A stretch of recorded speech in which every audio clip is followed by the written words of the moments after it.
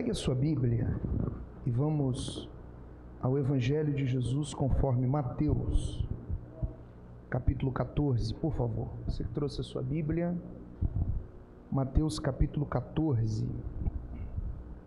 Graças a Deus. Mateus capítulo 14, o nosso ponto de partida será o versículo de número 10. Graças a Deus. Enquanto você localiza, eu falo da minha alegria poder estar aqui nessa casa pela primeira vez, estar com os irmãos. Consiste-se uma alegria muito grande. Eu já pude sentir a presença de Deus aqui com vocês. O Senhor está conosco. Prazer estar perto do pastor Vinícius. Deus abençoe. Que honra, tá? Ela já estava pregando, né? Eu já falei, vamos embora, já acabou. Brincadeira. Deus abençoe de uma forma abundante essa casa. Meu desejo é que você saia daqui melhor do que você chegou. Amém? Capítulo 14, versículo de número 10 do Evangelho de Jesus conforme Mateus. Os que acharam, digam glória a Deus. Diz assim a palavra de Deus. E mandou degolar João no cárcere, e a sua cabeça foi trazida num prato e dada à jovem, e ela a levou à sua mãe. Chegaram seus discípulos e levaram o corpo e o sepultaram, e foram anunciá-lo a Jesus. Vamos juntos? Jesus ouvindo isso, retirou-se dali num barco, para um lugar deserto e apartado. Sabendo o povo, seguiu a pé desde as cidades. Jesus saindo, viu uma grande multidão. Vamos lá, o tamanho da multidão? Possuído de íntima compaixão para com ela, curou os seus enfermos. E sendo chegada a tarde, os seus discípulos aproximaram-se dele dizendo, 3 informações, veja. A primeira, o lugar é deserto. A segunda, a hora é já avançada. Despede a multidão para que vão pelas aldeias e comprem comida para si. Jesus, porém, lhes disse, não é mister que vão, dai-lhes vós de comer. Então eles lhe disseram, não temos aqui senão, me ajudem, quantos pães? Quantos peixes? Ele disse, trazei-mos aqui, me entreguem. Tendo mandado que a multidão se assentasse sobre a erva, ou sobre a relva, ou sobre a grama, veja que é primavera, tomou os 5 pães e os 2 peixes, erguendo os olhos ao céu, os abençoou, partindo os pães, deu-os aos discípulos, e os discípulos deram à multidão, 20, e comeram todos. Vamos lá, quantos comeram? Saciaram-se, e levantaram dos pedaços que sobraram, 12 cestos cheios. Os que comeram foram quase 5.000 homens, além das mulheres e crianças. E você diz amém.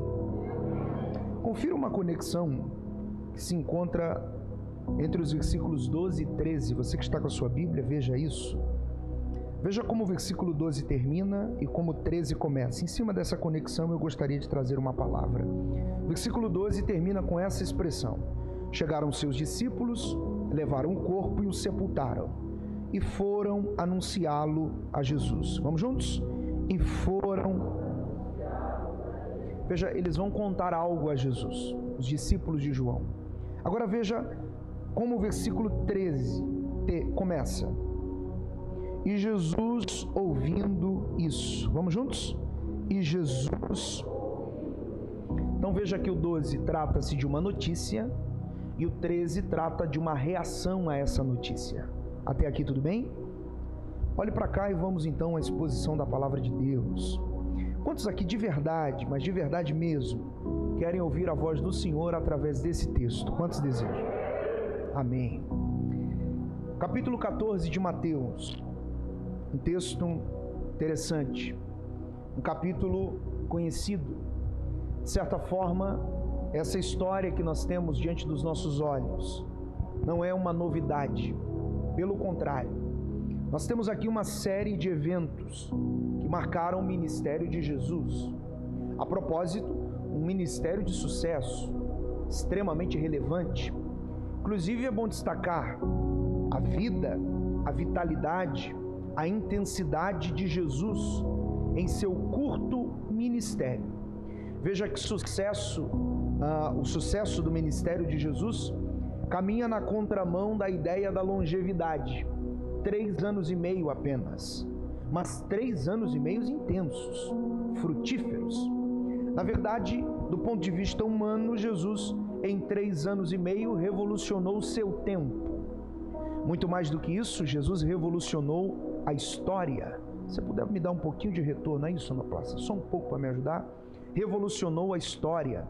Inclusive, se você acessar qualquer acervo histórico agora, há uma marcação clássica relacionada à vida de Jesus. A história sempre divide os elos entre o antes e o depois de Cristo, porque de verdade Jesus marcou o seu tempo, mas marcou a história. Cristo é a maior revelação de todos os tempos. Jesus é literalmente o maior homem que caminhou sobre essa terra. Eu vim falar só sobre ele hoje. Eu acho extraordinário mencionar Cristo, Jesus Cristo, Jesus de Nazaré, a maneira como os necessitados, as multidões o identificavam, mencionavam seu nome, o nomeavam nas conversas. O clamor dos necessitados por muitas vezes demonstram quem de fato ele é. Claro que é uma revelação limitada, claro que é uma revelação temporal, claro que eles têm um contato com Jesus na proporção do que necessitam. Entretanto, acredite que eu vou lhe dizer, você nunca o conhecerá plenamente enquanto estiver aqui. Você nunca saberá quem ele é em totalidade enquanto estiver preso a essa matéria. Mas haverá um dia, e eu estou esperando esse dia. O apóstolo escreve que nós o veremos como ele é.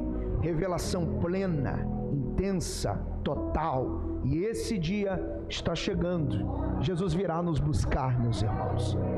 Pensando sobre Jesus, é bom dizer, inclusive, esse ministério marcante, frutífero, de sucesso. Os evangelhos tratam de Jesus de uma forma muito cristalina, muito clara. Você conhece, visualiza, percebe Jesus de forma intencional nos escritos dos evangelistas. Expressões como as que passo a citar. E veio Jesus, entrando ele, saía Jesus, e disse Jesus, e falou Jesus aos homens, em verdade vos digo. Ora, suas pregações, seus ensinos, suas palavras, ora para multidões gigantescas, ora para apenas os seus discípulos, em outros momentos para pessoas específicas, como Maria em Betânia sentada aos seus pés. Jesus e suas mensagens, Jesus e sua pregação, Jesus e seu ensino. Ler os evangelhos é encontrá-lo na sua revelação pessoal, é vê-lo vivo, poderoso, é vê-lo até na cruz, é vê-lo entregando o Espírito. Mas ler os evangelhos é olhar também para o sepulcro e ver que o sepulcro está vazio. A notícia do jardim do túmulo é essa: ele não está aqui, ele ressuscitou, está vivo. Jesus é cristalino e sua revelação nos evangelhos é exposta, você o vê a cada capítulo. É bom inclusive dizer que o Novo Testamento se dedica, seja nas epístolas, seja nas cartas universais, gerais, pastorais, lá está Jesus. Por que isso? Porque Jesus não é um assunto aleatório da Bíblia Sagrada. Ouça o que eu vou lhe dizer. Apesar do livro sagrado que nós carregamos, da Bíblia que nós carregamos, ser um livro, a expressão bíblos, né? A ideia dos 66 livros, esse compêndio de vários livros, tratar sobre personagens distintos, histórias aleatórias, temas diferentes. A Bíblia tem um tema central. Em todas as histórias, através de todos os personagens, todos os elementos e símbolos, de tudo isso que nós temos em mãos, nesse conteúdo intenso que é a Bíblia Sagrada, apesar dela falar de vários homens, de vários momentos, ela tem um tema central. E o assunto central das Escrituras não poderia ser outro: Jesus. Jesus é o tema da Bíblia Sagrada. Jesus é o tema das Escrituras. E é por isso que ele precisa ser o tema dos nossos cultos. É por isso que ele tem que ser o tema das nossas vidas. É por isso que ele tem que ser o centro da nossa adoração. Então, se hoje você veio adorar, eu digo a quem você tem que entregar esse louvor: Jesus. Ele é o assunto desse lugar. Pensando sobre Jesus, o tema da Escritura, e quando você olha para os evangelhos, lá está ele de forma clara. As epístolas, as cartas falam sobre ele. Na sua grande maioria, os términos, a conclusão é sempre falando sobre a graça de Jesus. O assunto é Jesus.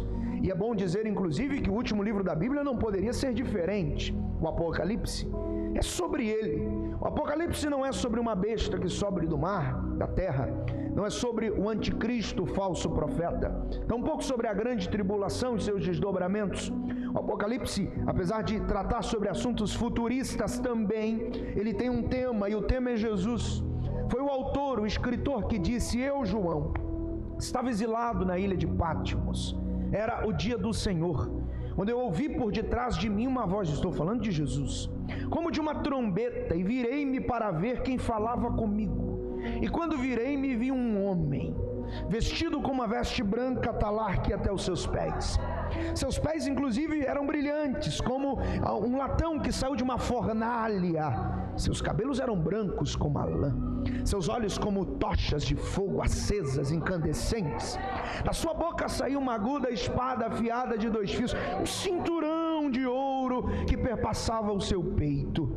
Eu caí ao chão como morto, disse João, diante da visão. Mas ele caminhou em minha direção, me tocou e disse: João, não temas.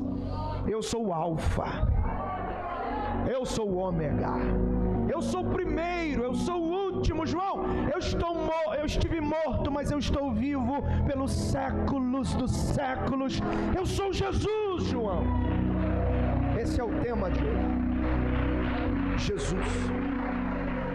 O Antigo Testamento fala sobre ele. Se o Novo é um tratado sobre Jesus, especialmente os Evangelhos, se o assunto dos teólogos das cartas e das epístolas é Jesus, se o tema da revelação máxima, o Apocalipse, é Jesus, o Apocalipse trata sobre ele, o Antigo Testamento não poderia ser diferente. O Antigo Testamento, lá está Jesus, desde o início até o seu ponto derradeiro. Cristo está lá. Apesar do Antigo Testamento ser um compêndio de símbolos, de informações alegóricas, daquilo que o escritor aos Hebreus chamou de sombra das coisas futuras, lá está Jesus. Onde está Jesus no Velho Testamento? No Velho Testamento ele é o verbo da criação. No Velho Testamento ele é o sustentador dos patriarcas. No Velho Testamento ele é o templo, ele é o tabernáculo, ele é o altar, ele é o sacrifício, ele é a oferta, ele é o cordeiro, ele é o sacerdote, ele é o sumo sacerdote, ele é o assunto das profecias, ele é o tema dos poetas, ele é Deus entre nós, ele é a revelação máxima de que Deus está aqui. Mesmo podendo ir embora deste mundo, decidiu ficar para propor salvação. E eu venho esta noite lhes pregar sobre esse nome, Jesus, o tema da história. É extraordinário quando a gente fala sobre ele. Especialmente hoje, nós estamos utilizando um capítulo em Mateus 14, que trata sobre um dia fundamental desse ministério. Ministério de Jesus. Vamos lá? Ministério de quem? Jesus. Jesus, em Mateus 14, vai se revelar a discípulos, a multidão, com mais uma nova série de milagres e operações extraordinárias. Me permito usar a expressão de que Mateus 14 está encharcado, banhado, dominado de milagres.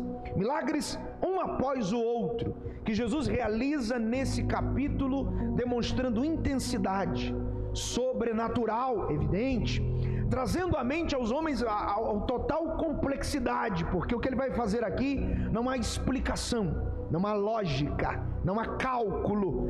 O que Jesus vai fazer aqui em Mateus 14 é revolucionário. Inclusive é bom dizer a quem está me acompanhando que essa é uma das características principais dos milagres.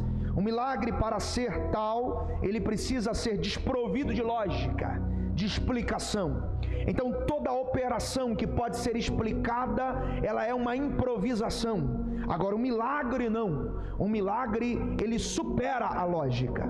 Ele supera a capacidade cognitiva de um mortal. A gente não entende. Um milagre não tem começo, meio e fim. Ele acontece, bum, aconteceu. É um milagre. E se hoje o assunto é Jesus, pode brotar muitos aqui nesse lugar. Milagres. Um aplauso a Jesus, já que a gente começou. Uau, coisa boa. Jesus. Capítulo 14 é cravado por milagres e eu passo a citá-los. A partir do versículo de número 13, nós temos já uma degustação sobre o que Jesus está disposto a fazer. No versículo 13 a seguir, o evangelista já diz que ele curou os seus enfermos. Curou os seus enfermos. Vamos juntos? Curou. Veja, é bom falar sobre essa expressão, e eu gosto muito disso, porque a cura aqui é literalmente uma manifestação sobrenatural. Jesus vai literalmente recuperar, restaurar, reconstruir. Os milagres é uma espécie de reconstrução de algo em déficit, em algo que está literalmente acessado, afetado pela condição do pecado. Daí surgiram as enfermidades. As curas especialmente estão associadas diretamente à reconstrução do que o homem é por fora, do corpo. E eu gosto desse plural, porque o texto diz, curou os seus, olha o plural, enfermos. Para quem está ligado, esse assunto de cura no plural não é uma novidade. Paulo, quando escreve a primeira carta aos Coríntios, capítulo 12, é Bíblia, Paulo vai falar sobre os dons espirituais. E o único dom que Paulo põe no plural são os dons de curar. Todos os demais são classificados no singular. Entretanto, o de curar, ele pluraliza dons de curar. Conectado à teologia de Paulo está os feitos de Jesus, curou os seus enfermos. Qual a ideia aqui? E recebe quem crê mesmo, que não importa a enfermidade, ele tem capacidade de superá-la. Não importa de onde ela veio, se ela é psicossomática, se ela é virulenta, se ela é contagiosa, a cura é plural, aleluia. Então eu afirmo para quem trouxe um brado de louvor aqui esta noite, Jesus cura de qualquer doença, aleluia.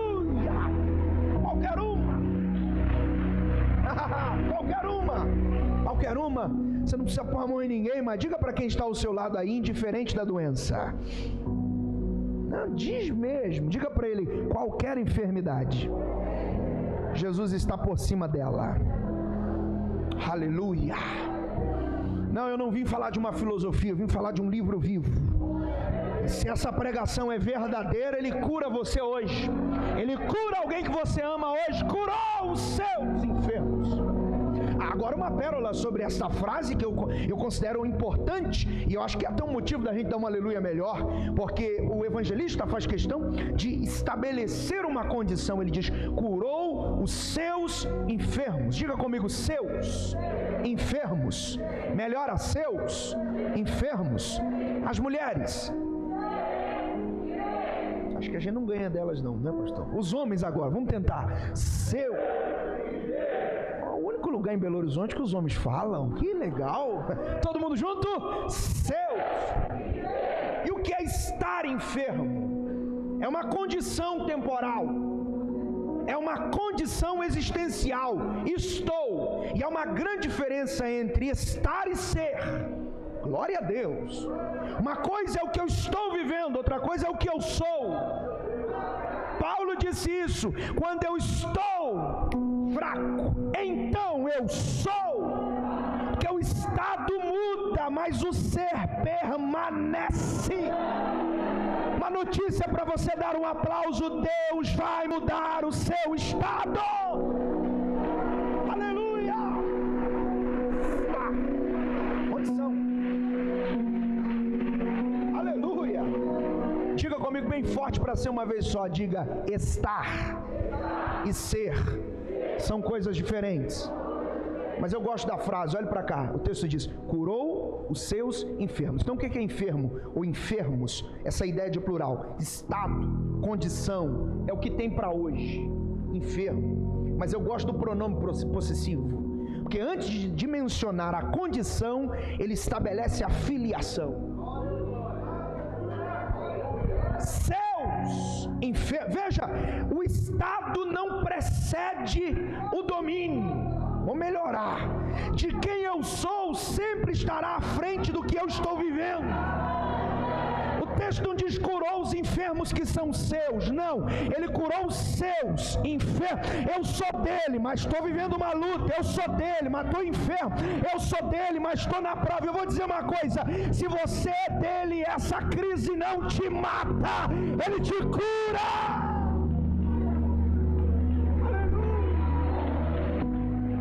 Arrepiei aqui. Curou. Quantos? Não sei. É dele, ele sabe quantos são. Esse é o primeiro milagre presente no capítulo 14.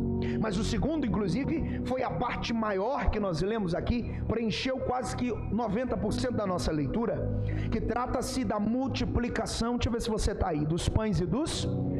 Esse aí. Esse é um milagre exponencial, extraordinário. Não é inédito. Não é inédito. O Velho Testamento já há resquícios sobre multiplicação. Por exemplo, no ministério de Eliseu, certa feita, 20 pães de cevada. Pães de quê?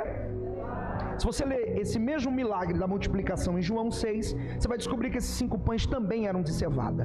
No ministério de Eliseu, os pães de cevada, 20, alimentaram 100 profetas. Então, nós já temos um princípio de multiplicação. Então, não é inédito. Agora, a proporção é inédita, porque Mateus faz questão de dizer que foram alcançados pelo milagre da multiplicação quase 5.000 homens, fora mulheres e crianças. É muita gente, sim ou não, meus irmãos? Muita gente.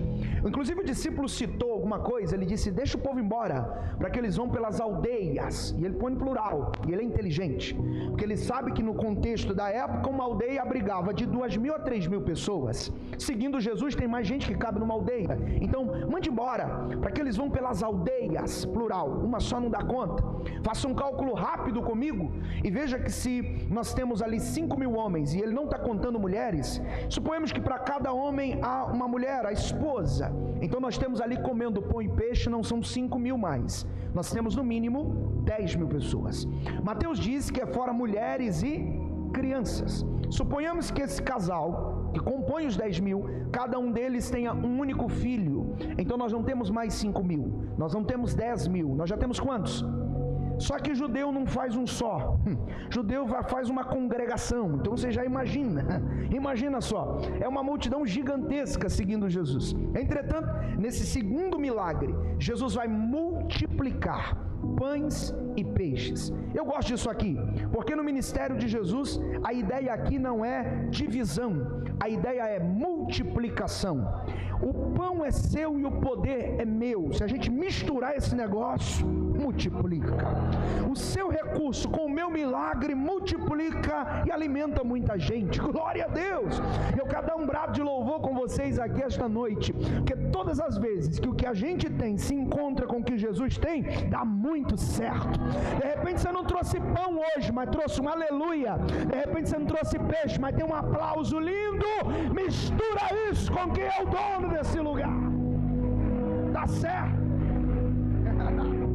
Aleluia. Diga comigo bem forte: curou, multiplicou. Avise quem está ao seu lado, diga: quem anda com Jesus não morre de fome. Amém. De onde vai vir o pão? E o peixe? Também não. Eu sei que de fome a gente não. Ponto. Multiplicou. Eu estou citando os milagres de Mateus 14. Ele cura enfermos, ele multiplica. Ele vai para o outro lado do mar, ensina a multidão, os alimenta, manda a multidão embora, obriga os discípulos a embarcarem no único barco. Ouça esse detalhe: no único barco que estava disponível. Eles vão na frente de Jesus, como alguém que diz: vai na frente que eu alcanço vocês depois. E eu queria estar lá para questionar Jesus: mas vai como, se só tem um barco? Vai de que jeito? Vai nadando? Como é que o senhor vai fazer? Fretou aí, alguém vai chegar e vai pedir um Uber Black para vir buscar o senhor? Como é que é esse negócio? Vai na frente que eu alcanço vocês depois. Ele passa uma vigília de oração. Estou citando os milagres. Uma vigília de que, gente? Desce a montanha e no meio da madrugada Jesus vai realizar o terceiro milagre de Mateus 14. Ele vem andando, literalmente. Eu só falo isso porque está escrito e eu acredito demais nesse livro. Ele vem andando em cima das águas. Ele vem pisando em cima daquilo que, se a gente pôr o pé, afunda. E ele vai caminhando, aleluia. E eu vou dizer uma coisa para você: não confunda, não é o mar que está sustentando ele, é ele que sempre sustentou aquele mar, aleluia. Ele está andando sobre as águas. Eu queria estar lá para fazer pelo menos um history, para mostrar para alguém que o meu Jesus é capaz de superar aquilo que eu não supero, de vencer aquilo que eu não venço, de caminhar em cima daquilo que poderia me engolir. E de repente essa é uma boa oportunidade para te dizer que aquilo que te põe medo em Jesus é plataforma de testemunho. Ele fará uma grande obra nisso, aleluia. Diga comigo bem forte: o meu Jesus andou sobre as águas.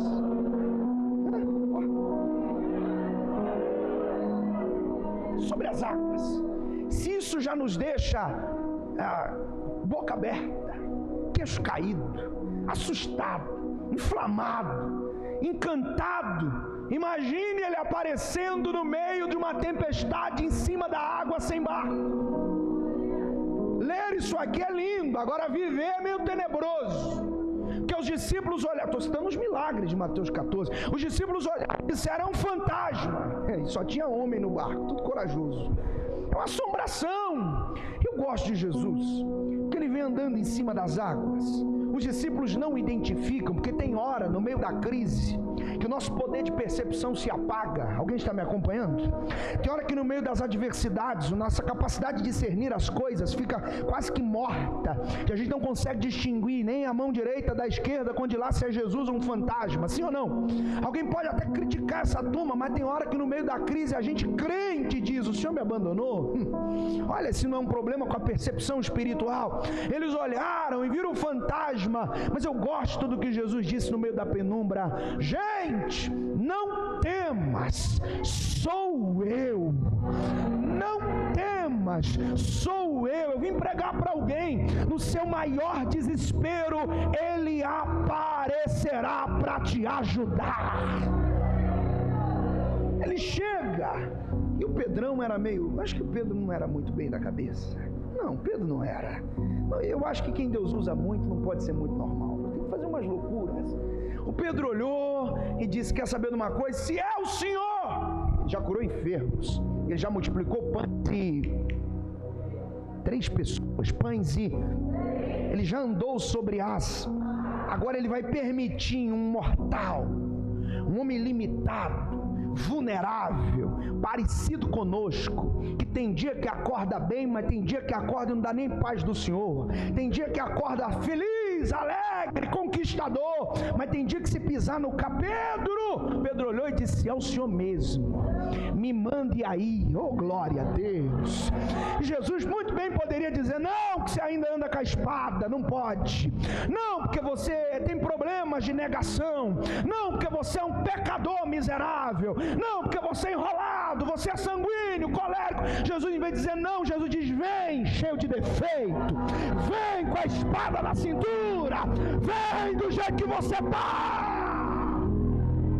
Aleluia. Eu vim falar de Jesus hoje.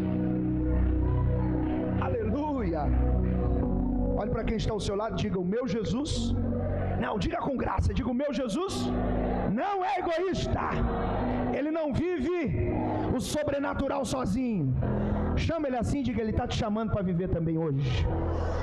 Eu acredito que dá para viver milagre em 2021. Eu acredito que Deus pode abrir um portão para você nesse ano. Eu acredito que ainda dá tempo de andar sobre as águas esse ano ainda. Ai, que lugar bom, aleluia. Ele curou, ele multiplicou, ele andou sobre as... olhou para o Pedrão e disse: vem.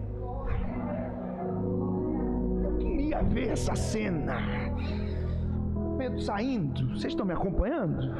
Estou fazendo até o teatro, é o combo completo, pastor.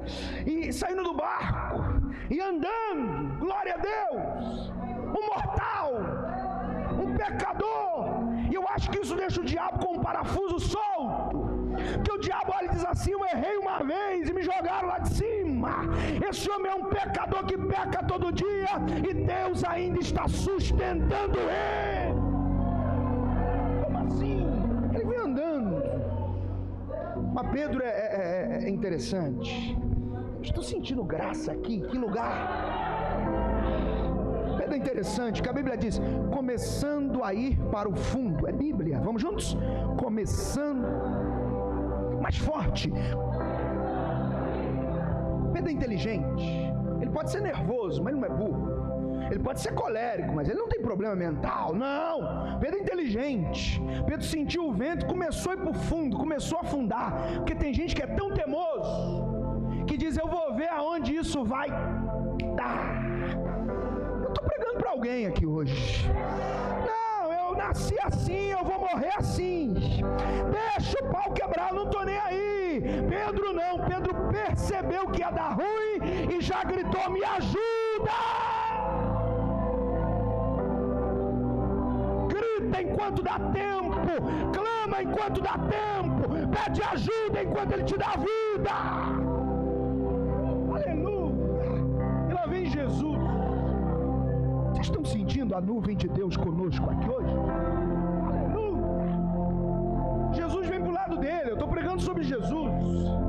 Pedro está começando a afundar. Jesus estica aquela mão. Ó mão, hein? Levanta ele. Isso aqui é para deixar o diabo louco, porque não era para você estar vivo mais. Eu estou pregando para alguém. Mas o que o diabo não contava é que Deus te ama demais e não cessa de te tirar.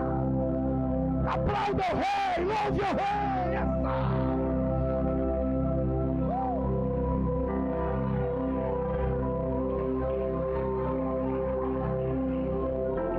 Eu não sei se você está empolgado para dar um glória melhor. Por quê? Porque Pedro é o único homem da Bíblia que andou sobre as águas 2 vezes. Porque a primeira foi quando Jesus disse: vem. Estou indo. Aí começou a afundar. Jesus foi lá e levantou. Bora de novo? Só que agora vamos voltar para o barco. Porque tem milagre que só acontece na volta. Enquanto você manter esse nariz empinado, vai continuar. Mas na hora que você se humilhar, Deus vai dizer: bora voltar para aqueles dias. Deixa eu dar um aleluia com você. Pedro só afundou na vinda porque veio sozinho. Agora não tem como afundar de novo. Ele está agarrado na mão de Jesus. Entrou no ar. Aplauda forte, louve. Eu vim falar sobre Jesus.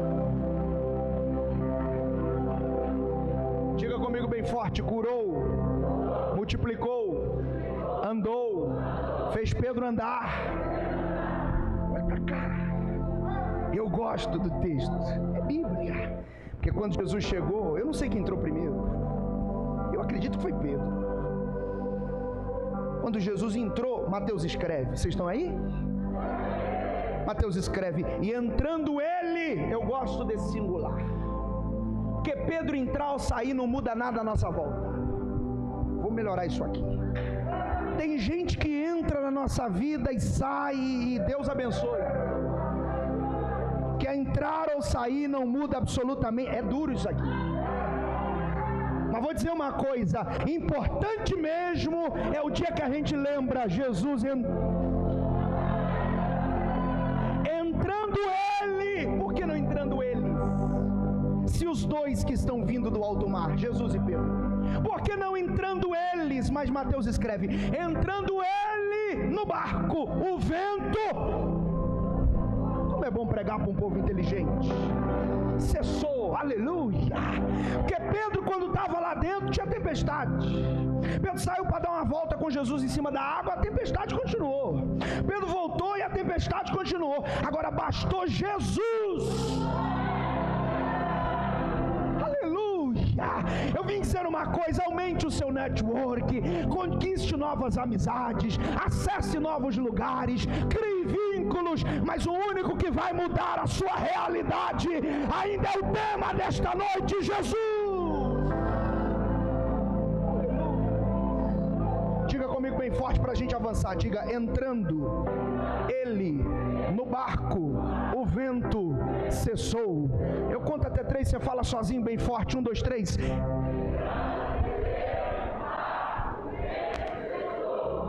Eu gosto. Acabou, já era. Por que isso é importante? Porque o fato de Jesus andar sobre as águas quase que tira a moral da tempestade.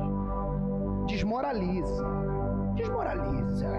Porque os 12 estão tremendo, dizendo: vamos morrer. Na primeira vez, porque Jesus teve 2 tempestades no seu ministério. Vocês estão me acompanhando? Marcos 4, Mateus 14. Marcos 4 deu certo, porque Jesus estava com eles. Aleluia. O barco era grande, dividido em 2 partes, proa e popa. Jesus estava na popa, deitado sobre uma almofada e dormindo, demonstrando sua humanidade, seu cansaço. Ele precisava recarregar as baterias. Quem dorme ali não é o Cristo, é o filho de Maria, criado por José, porque o filho de Maria dorme. Agora o Cristo não.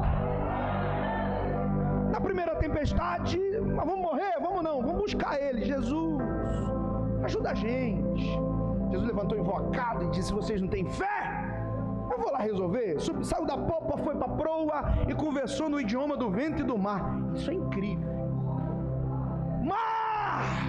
Que o lindo não é ver Jesus falar, é o mar entender e acatar a ordem. Aleluia. Mar, cala-te. Vento, aquieta-te. Ou o inverso, do jeito que você quiser. E a Bíblia diz: e houve grande bonança. Houve grande, forte, houve grande. Essa é a primeira tempestade. Se você me perguntar como é que Jesus resolveu ela, eu lhe respondo: resolveu com a sua palavra. Cala-te, aquieta-te, cala-te, aquieta. Ele falou e resolveu. Porque tem crise que ele resolve com apenas uma. Agora, a de Mateus 14 eu gosto. Porque a de Mateus 14 ele desmoraliza a tempestade. Ele esnoba ela. Ele vem em cima dela. Ele faz um discípulo viver um milagre nela. Ele arranca ele do eminente afogamento que ela provocaria. Ele traz o discípulo de volta para o barco e aqui ele pisa. Por quê? Porque ele entra no barco. E o que é entrar num ambiente? É manifestação de presença. Então tem tempestade que ele resolve com a palavra. Agora tem outras. Eu falo ou não falo, hein? Que basta a sua presença.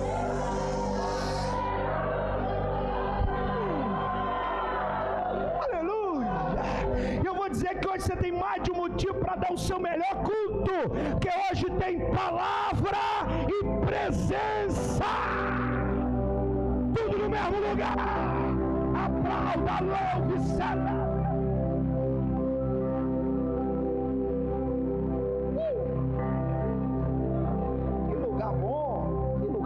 Gostei daqui.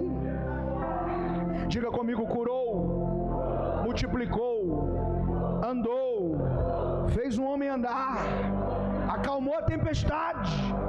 Aí você diz assim: acabou. Aprenda uma coisa: com Jesus nunca.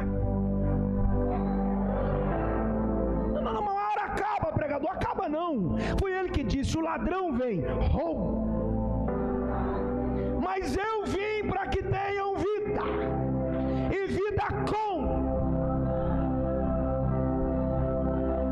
Acaba para quem não anda com ele, acaba para quem não serve ele. Agora para nós tem uma eternidade, tem uma vida ilimitável.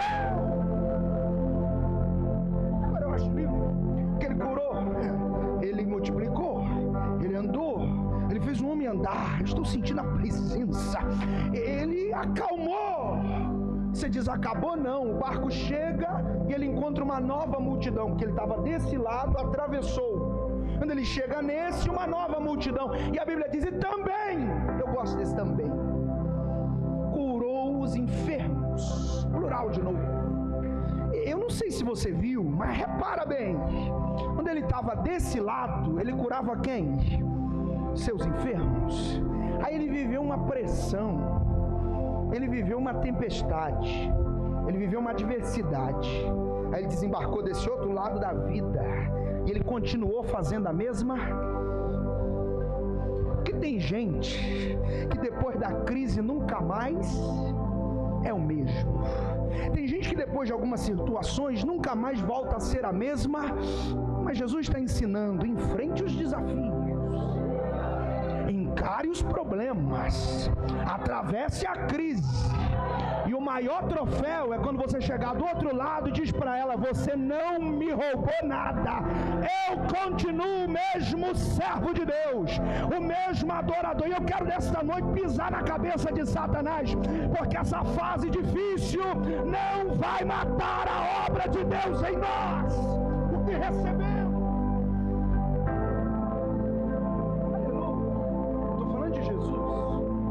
Forte para a gente avançar. Diga: curou, multiplicou, andou, fez um homem andar. Diga: acalmou, curou de novo. O que é isso, irmão? Isso é milagre. O que é isso? Capítulo 14, você tropeça neles. São vários. Está me acompanhando? E o que é um milagre na Bíblia? Eu estou falando de Jesus. Milagre na Bíblia é um cartão de visita. Milagre na Bíblia é uma credencial que fala mais de quem faz do que quem recebe. E eu vou dizer isso para quem trouxe aleluia, porque a Bíblia diz: Jesus curou os enfermos, dá o nome de quem cura, mas não cita o nome de quem recebeu, porque o milagre fala muito mais da fonte do que do destino. Quando você vê o milagre, ninguém pergunta quem recebeu, a pergunta é quem fez. E eu tenho nome esta noite: Jesus, Jesus, Jesus. É sobre Ele que eu estou pregando. Então diga comigo bem forte: o milagre fala mais sobre quem faz do que quem recebe. Isso é importante. Por que é importante? Porque os milagres apresentam Cristo. O que é isso? A sua natureza dupla. Não porque Jesus tem transtorno de personalidade, não, mas porque ele combinava em si duas naturezas perfeitas. Ele é 100% Deus, primeira natureza, e ele era 100% homem. 100% o que, gente?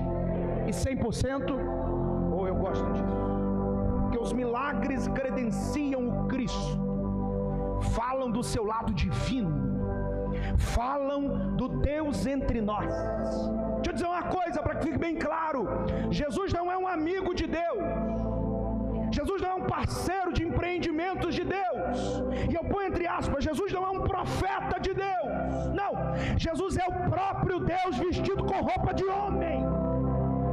Essa é a fé cristã, aleluia. Ele não é um profeta evoluído, não. Quando você vê, por exemplo, a samaritana dizendo: vejo que és profeta, ela não está falando da natureza de Jesus, ela está falando da exposição do dom, porque Jesus diz: chama o seu marido. Ela diz: é que eu não tenho, não, você tem sim. Na verdade, o que está com você nem é mais. Jesus cita números. Ora, ela diz: é uma revelação, os únicos que podem fazer isso são os... É que ela não conhecia o Deus dos profetas. Então Jesus não é um profeta nesse sentido, Jesus é o próprio Deus. E eu gosto, amo e sou apaixonado em pregar sobre a divindade de Jesus, seu lado divino. Que é isso que eu vou lhe dizer: como homem, ele precisa do útero da virgem, mas como Deus, ele vai cumprir o que Paulo escreve aos Filipenses. Eu estou pregando sobre Jesus.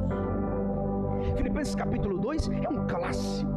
A partir do versículo 5, a doutrina da cristologia, do lado de Cristo, de quem Cristo é, se estampa. Porque Paulo vai dizer: de sorte que haja em vós o mesmo sentimento que houve em Cristo Jesus. E por que ele não fala de Jesus Cristo? Porque todas as vezes que a Bíblia apresenta o Cristo, ela está falando da divindade, do Deus entre nós. É difícil entender isso, mas é um mistério dos mistérios. Deus sendo Deus, Paulo escreve, ele foi obediente até se tornar em forma de homem, foi para a cruz, pelo que Deus o exaltou soberanamente e lhe deu um nome que está acima de todo nome, para que diante desse nome se dobre todo o joelho, dos que estão nos céus, os seres angelicais, dos que estão na terra, nós estamos no pacote, dos que estão debaixo da terra, os seres caídos, e toda a língua confesse, até o diabo, que Jesus Cristo é o Senhor, para a glória de Deus o Pai. Eu vou dizer, não espere esse dia, não faz isso hoje, glorifique a Jesus. Divindade. Os milagres são cartão de visitas de quem Jesus é. Ele é o próprio Deus. Forte, forte, Ele é o próprio Deus.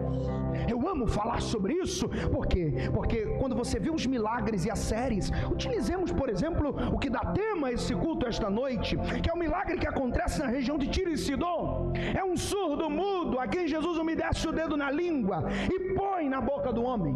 Com o mesmo dedo toca o ouvido e grita no aramaico, Efatá. É provável que aquele homem não saiba o que ele está dizendo, porque o aramaico é uma língua morta, é um idioma que não se usa naquela época.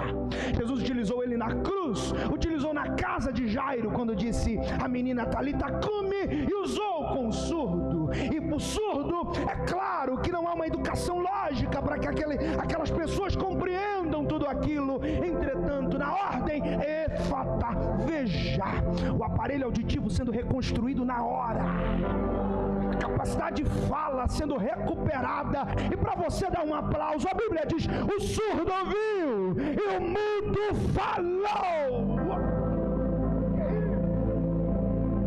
Quem fez isso? Onde está a divindade de Jesus? Está no impacto com os discípulos. Vocês estão me acompanhando? Porque ele acalmou a tempestade de Marcos 4, e o texto termina não com uma assertiva, não com uma afirmação, mas termina com uma dúvida. Os 12 se abraçam e dizem, quem é este? Vem falar de Jesus, que até o vento e o mar lhe obedecem. Para a gente fazer uma conexão e dar um glória poderoso sobre as duas tempestades, a primeira termina com dúvida, quem é este? Vamos lá? Mais forte. A segunda não termina assim. A segunda, quando ele acalma o vendaval, está escrito em Mateus 14. E os discípulos, os mesmos da primeira, diziam, este é o próprio Filho de Deus. Divindade.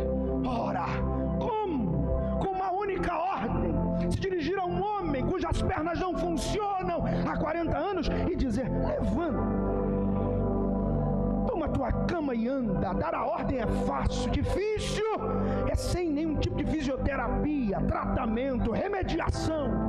O homem se pôr de pé, carregar a cama e sair na presença de todo mundo. A dúvida é, quem é esse homem?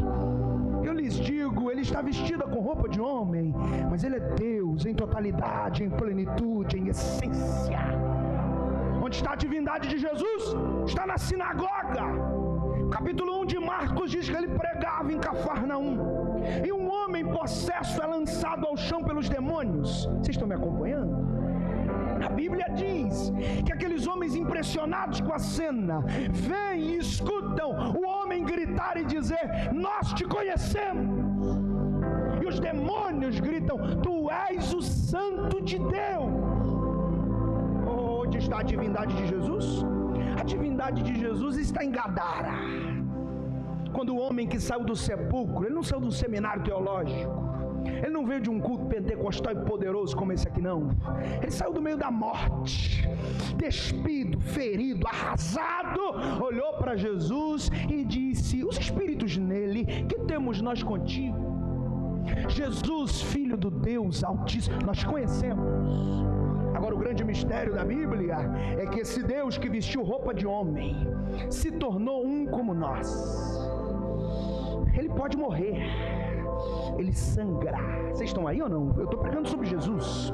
Ele tem sede, ele tem fome, ele precisa de pão. Porventura a tentação no deserto foi como: se não, transforme essas pedras em...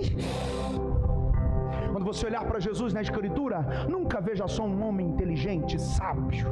Veja Deus por detrás daquela estrutura. E onde está isso? O fato é que Cristo combina essas duas naturezas. Vou usar um termo bem nosso, num sincronismo perfeito.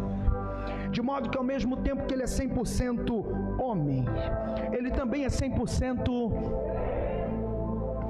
Em Gadara os demônios gritavam: é o Filho de Deus, porque eles viam Cristo. Em Gadara os habitantes diziam: vai embora, porque eles viam o habitante de Nazaré. Enxergavam a casca, mas não conheciam o conteúdo. É por isso que a igreja faz o que faz num ambiente como esse. É por isso que a igreja é animada, empolgada, vem adorar, ela quebra os protocolos, porque nós não estamos olhando para a casca. Até porque eu não vi nenhuma imagem dele por aí. Agora, o conteúdo nós discernimos. Aleluia! Então não é nenhuma loucura dizer: Jesus está aqui esta noite. Nós percebemos. Pergunte aí para 2 ou 3 pessoas: já sentiu Jesus por aí? Pergunta para 2 ou 3, aí 2 ou 3, tu já sentiu? Aleluia! Sentiu ou não, campeão? Sentiu ou não, campeão? Pega comigo, ele é 100% e 100%. É forte, gente, 100% e 100%. Duas naturezas. A humanidade de Jesus é tão encantadora quanto a divindade. Porque o Cristo que deita na popa do barco e dorme é o mesmo que diz para o povo assim: vinde a mim, os cansados e os oprimidos, e eu vos aliviarei. A almofada é do Filho de Maria, mas o repouso pertence ao Filho de Deus.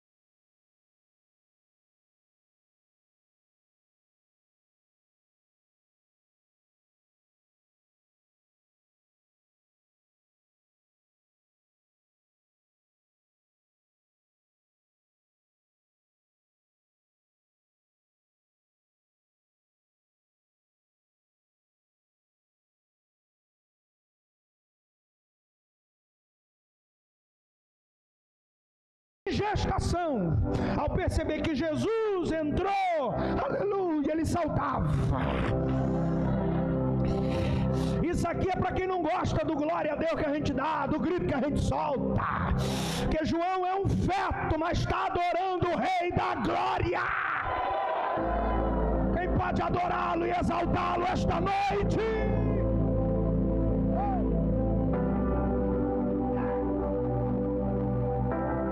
Bem forte para a gente concluir, diga: Jesus e João tinham uma conexão. Vamos lá, agora só vocês. Quando a notícia chegou, João morreu.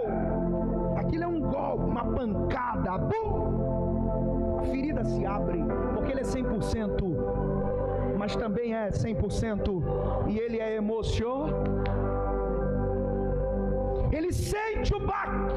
E o versículo 12 termina com a notícia, e o 13 diz: e Jesus ouvindo isso, ouvindo o quê?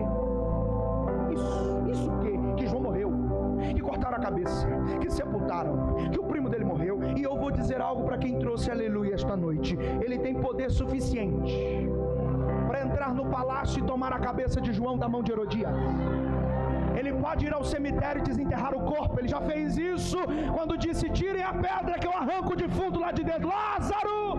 Ele pode, mas ele não recupera nem o corpo, nem a cabeça, nem os reconecta. Pelo contrário, ele vai viver a dor de perder. Vocês estão aí ou não?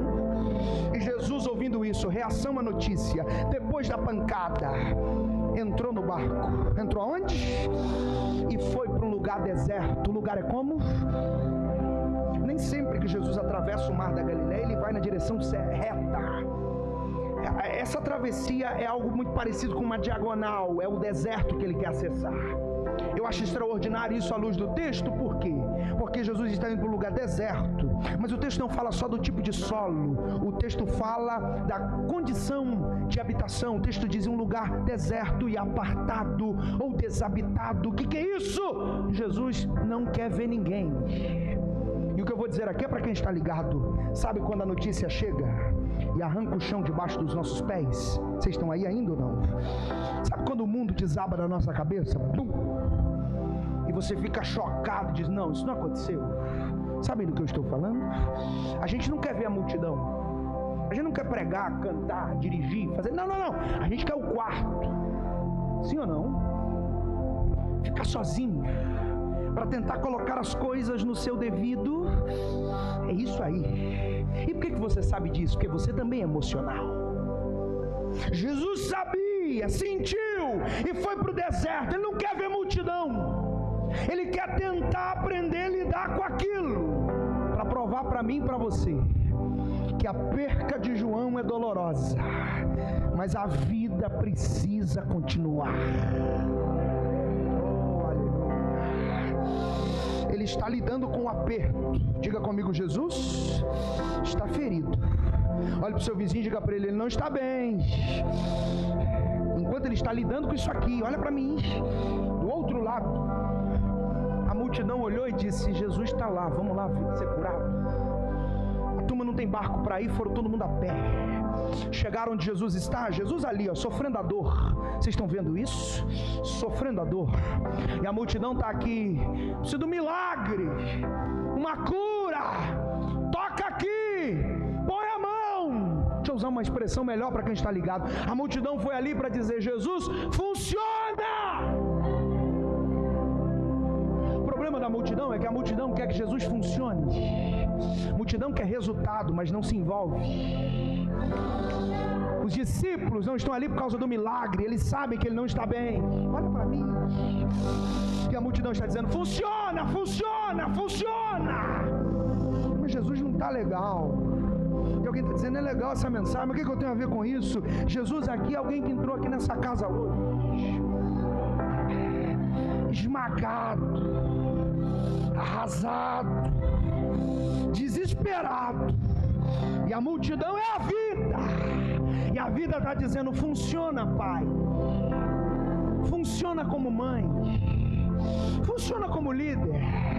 Funciona como empresário. Eu preciso do retorno. Eu quero resultado. Só que a multidão, a vida, ela não pergunta: você está bem? Ela quer que a gente funcione. Você está aí ou não? A vida vai te bater até quando você aguentar. A vida não compreende as pessoas, ela cobra resultados. Você está aí ou não? Jesus não está legal. E a multidão, que para nós hoje representa essa vida, está cobrando resultados. Quem está perguntando se você está resolvido emocionalmente, se você está inteiro por dentro, quer que você funcione, quer que você dê o seu melhor. Mas eu vim aqui lhe dizer duas coisas. A primeira, a vida nunca vai te entender, ela sempre vai cobrar resultado, mas Jesus sabe exatamente o que você está sentindo. Eu terminei. Jesus tem duas opções. Quantas opções? Ele está ferido, ele não está bem, a multidão precisa dele, a turma está cobrando para ele funcionar, ele não está legal. Jesus só tem duas opções. Olha para mim. E são as duas que alguém tem aqui hoje. Ou você passa o resto da sua vida lambendo essa ferida.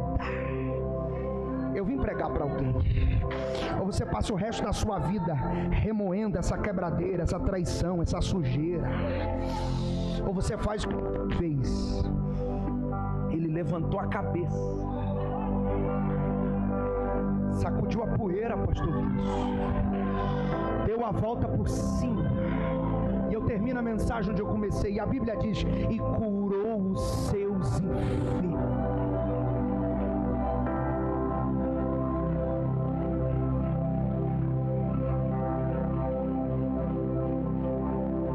A gente terminar aqui hoje, você vai viver chorando até quando, hein? Você vai viver nessa deprê abatida até que dia? Levanta a tua cabeça.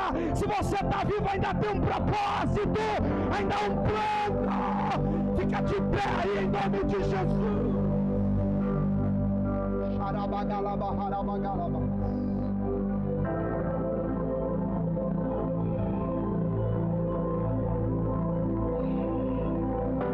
Muita gente que precisa da sua mensagem, precisa do seu louvor, precisa do seu conselho, precisa da sua palavra, precisa da sua presença.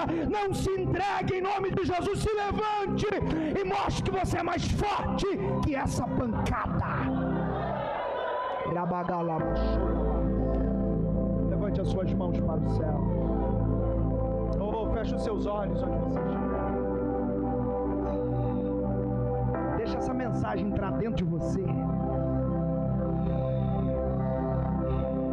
Deixa essa palavra pegar o seu espírito. Você pode ter entrado aqui hoje se arrastando, mas o céu está dizendo: você vai sair daqui de pé. Você entrou com uma ferida, mas vai sair com uma cicatriz. Você entrou com uma ferida, mas vai sair com uma cicatriz. O Espírito de Deus prega para você através da minha boca esta noite: essa ferida não vai te matar, porque Ele te sustentará na dor. Ramama chora bagala bahaba bachora babassora bahawa. Urieba shideleva suriandeleva. Aramasheba hasuri kemahawa. Urieva sudelei jomawa. Quem tem glória é uma boa hora. Quem é batizado com o Espírito Santo é uma hora boa para você orar em línguas. Não deixe esse momento te neutralizar. Emasheba hasidele varababa shidele bahawa. Ramasudele bahaba shure bagalaba. Oreva sidele. Levante as suas duas mãos lá em cima, por favor. Sustente a sua mão por um segundinho só. Os irmãos estão sentindo essa presença poderosa? Sustente a sua mão, que eu quero encerrar exatamente assim.